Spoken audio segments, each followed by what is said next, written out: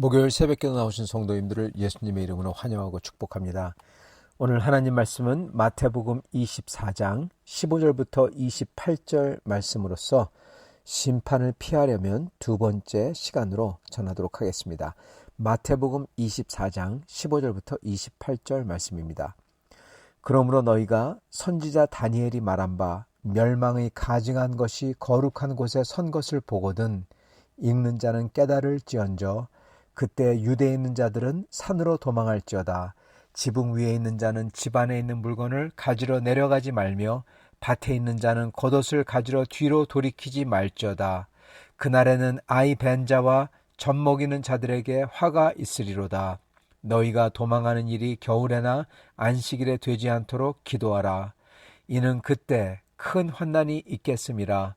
창세로부터 지금까지 이런 환난이 없었고 후에도 없으리라. 그 날들을 감하지 아니하면 모든 육체가 구원을 얻지 못할 것이나 그러나 택하신 자들을 위하여 그 날들을 감하시리라. 그때 사람이 너희에게 말하되 보라 그리스도가 여기 있다 혹은 저기 있다 하여도 믿지 말라. 거짓 그리스도들과 거짓 선지자들이 일어나 큰 표적과 기사를 보여 할 수만 있으면 택하신 자들도 미혹하리라. 보라 내가 너희에게 미리 말하였노라.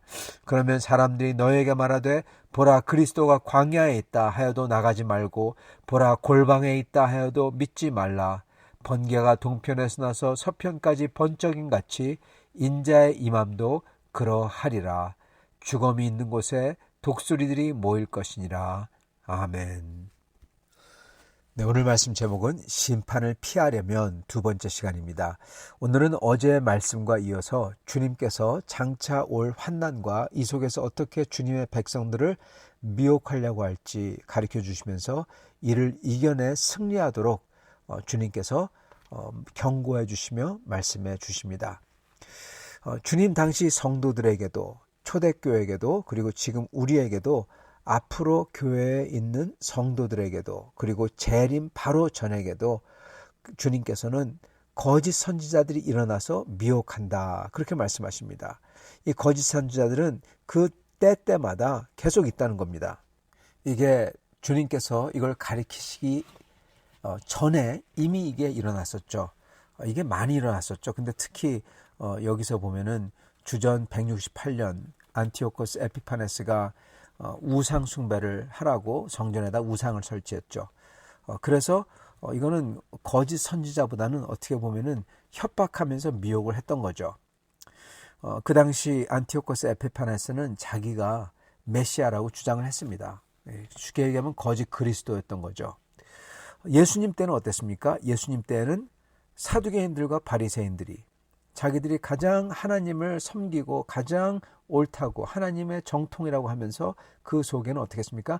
하나님이 아닌 다른 것, 각종 이권과 기득권을 위해서 자기의 돈벌이와 자기들이 높아지기 위해서, 즉 자기들이 어떻게 보면 하나님 위에 있어서 그 하나님의 종교를 다스리고 돈벌이 하기를 원했습니다.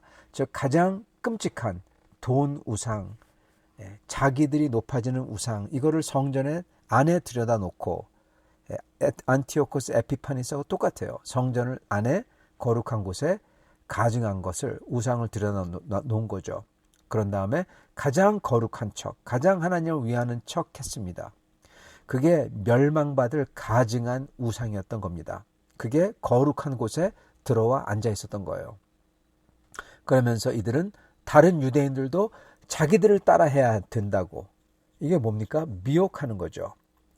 그래서 결국 주님께서 말씀하셨던 대로 심판이 주후 70년에 시작이 되었고 73년에 끝났던 겁니다.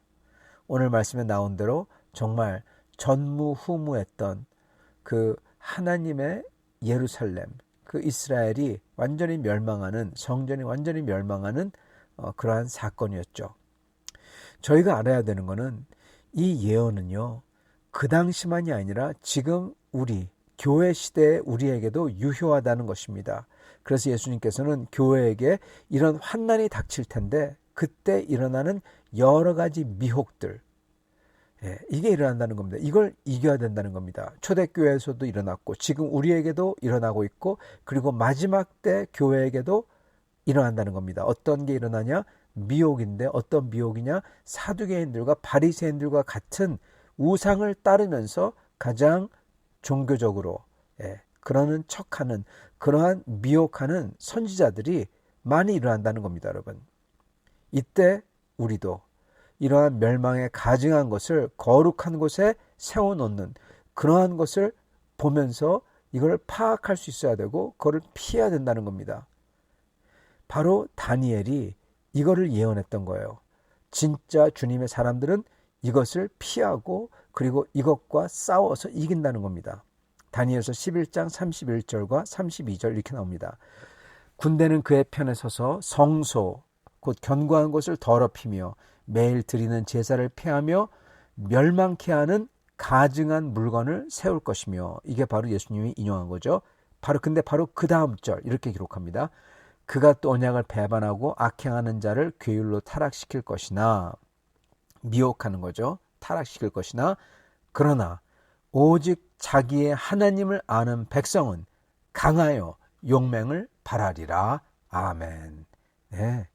진짜 주님의 백성은 이러한 바리새인과 사두개인들처럼 자기의 욕망을 따라서 우상 숭배로 이끄는 그러한 미혹이 오더라도 진짜 주님의 백성은 강하여 용맹을 발하리라. 이를 떨쳐버리고 용맹스럽게 주님을 섬긴다는 겁니다. 예. 진짜 주님의 백성은 이런다는 겁니다. 성도 여러분, 이렇게 용맹스럽게 강하여 이러한 미혹을 떨쳐버리고 항상 있습니다. 거짓 선지자들을 알고 그들을 멀리하고 이러기 위해서는 저희는요. 뭐를 알아야 되냐? 먼저 거짓 선지자들이 우리의 욕망을 자극하는 목소리를 간파할 줄 알아야 됩니다. 여러분, 이 거짓 선지자들이 옵니다. 환난도 옵니다. 환난은 괴롭고 두렵습니다. 그러나 환난보다 더 무서운 것은 주님께서 말씀하신 대로 우리의 영과 육을 멸할 수 있는 것, 그겁니다. 즉 환난의 정점은 우리의 영을 영영 죽게 할 거짓 선지자들의 미혹인 겁니다. 그러나 하나님을 아는 사람들, 그것도 우리를 사랑하셔서 십자가를 지신 그 주님을 아는 사람은 환난이 오던 거짓 선지자들이 미혹을 하던 그들은 주님 앞에서 자기의 부족함과 죄된 마음과 삶을 인정합니다. 그러면서 회개합니다. 그렇게 인정하고 죄를 인정하고 회개하기 때문에 더 이상 욕망에 끌려다니지 않는다는 거예요, 여러분. 여러분, 회개하고 자기의 죄를 인정하고 회개하는 사람은 욕망에 휘둘리지 않아요. 거짓된 것에 휘둘리지 않아요. 교만에 휘둘리지 않습니다. 주님의 십자가 앞에 섰을 때 여러분 진짜 주님 앞에 십자가 설 때 그 사람은 십자가 앞에서 절대로 교만할 수 없고 거짓될 수가 없어요. 그 십자가 앞에서 나를 사랑하는 십자가 앞에서요. 그러나 주님을 모르는 사람들은 그래서 주님의 십자가 앞에 나오는 것을 모르는 사람들은요. 회개하지도 않고 그냥 욕망을 따라서 허황된 것, 교만한 것, 거짓된 것 이것을 따라가고 그것을 주장하는 겁니다. 그게 미혹된 모습인 겁니다. 그래서 심판을 피하려면 그 무엇보다도 저희는 십자가에서 저희를 사랑하신 그 주 예수 그리스도를 알아야 되고 만나야 되고 만나서 그분 앞에 저희가 서고 그분의 십자가 앞에서 저희의 모습이 다 드러나고 그분을 알아야 됩니다. 그러한 상태로. 그럴 때 저희는 미혹받지 않습니다. 그래서 심판을 피할 수가 있어요. 성도 여러분, 많은 크리스찬들은 마치 죄를 자기가 어떻게 컨트롤할 수 없는 것처럼 여깁니다. 그런데요, 미혹받는다, 죄, 이 모든 것은요, 여러분, 우리의 욕망 때문에 일어나는 겁니다. 우리의 교만 때문에 일어나는 거예요. 욕망 때문에, 예를 들어서 형통, 그렇게 사람들 좋아하죠. 한국 사람들. 성공, 건강, 형통과 성공과 건강, 이거를 붙잡으려고. 이걸 붙잡으려고 모든 것을 거기에 종속시킵니다. 심지어 신앙도, 예배도 거기에 종속시켜요.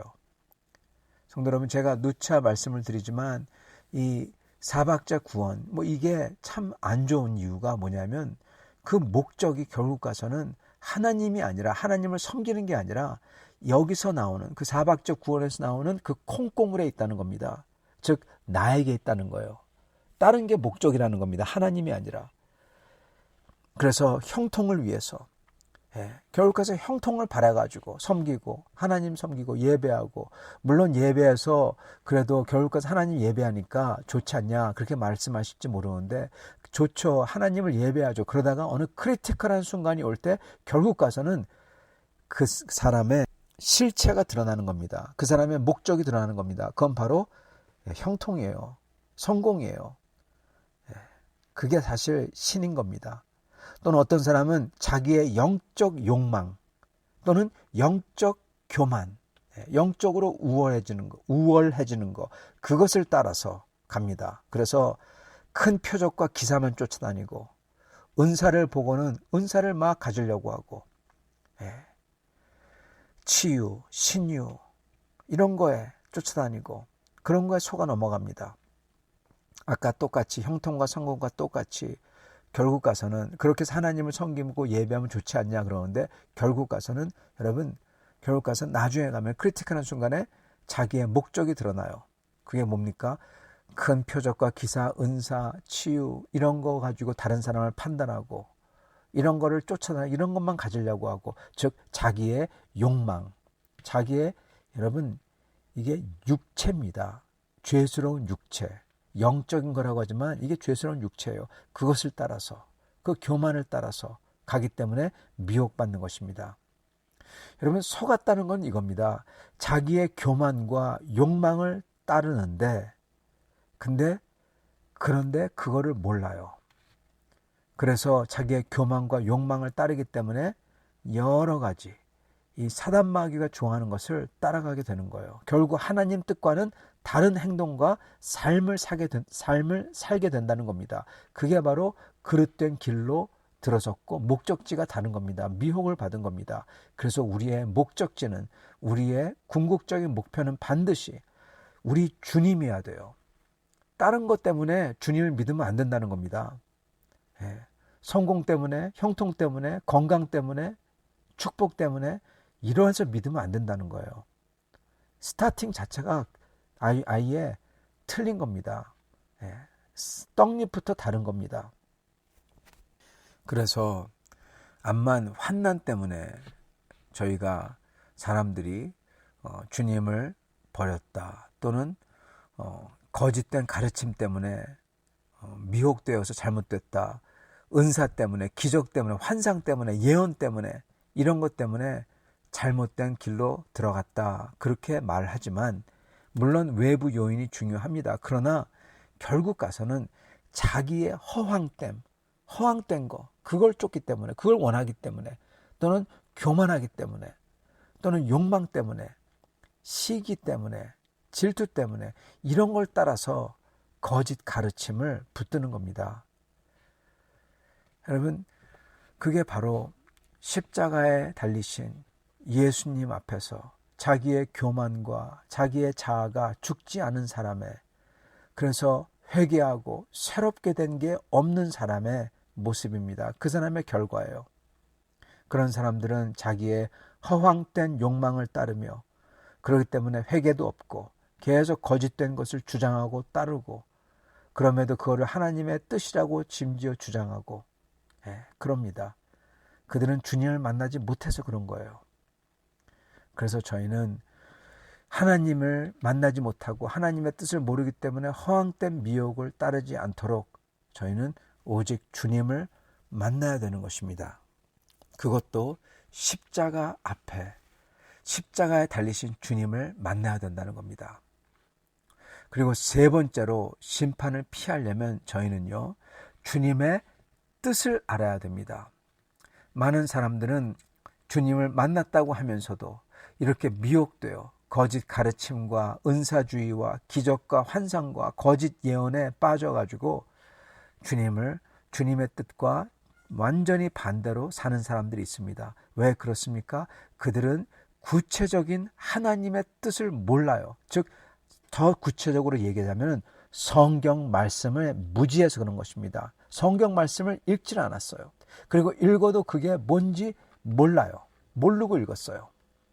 주님의 뜻을 성경 말씀을 읽으면서 성경 말씀 자기가 읽으면서 거기서 주님의 뜻을 제대로 이해하고 자기가 그거를 발견해야 되는데 여러분 그러지는 않고 그냥 자기의 욕망에 미혹되어서 그래서 축복을 위해서 건강을 위해서 성형통을 위해서 그걸 위해서 기도하고 그걸 달라고 하고 그것만 외치고 그러다 보니까 자기의 욕망에 미혹되어서 주님의 말씀과 반하는 사단 마귀가 이끄는 대로 그대로 살게 되는 것입니다. 그래서 여러분 우리가 심판을 피하려면 정말 문제가 뭐냐, 심판을 빠지는 이유가 뭐냐, 미혹되는 그 이유가 뭐냐, 그리스도를 만났다고 하면서 미혹되는 이유가 뭐냐, 그거는 여러분 고린도전서 같은 성경을 읽지 않았기 때문에 교회 안에서 인간관계에서 또는 문제들이 터질 때 뭐가 하나님의 뜻인지 모르기 때문에 오히려 적 그리스도 같은 사단 마귀의 세력에 붙어서 그러한 자들의 행동을 한다는 겁니다. 고린도전서는 안 읽었어요. 로마서 같은 성경을 읽지 않았기 때문에 정말 참된 구원의 법도가 뭔지 몰라요. 무지해요. 우리의 궁극적인 소망이 뭔지도 몰라요. 그리고 엉뚱한 것을 쫓고 엉뚱한 것을 얘기하고 있어요. 마태복음 같은 성경을 읽지 않았기 때문에 심령이 가난한 게 뭔지 교만하며 위선된 종교적 삶을 그대로 살아요.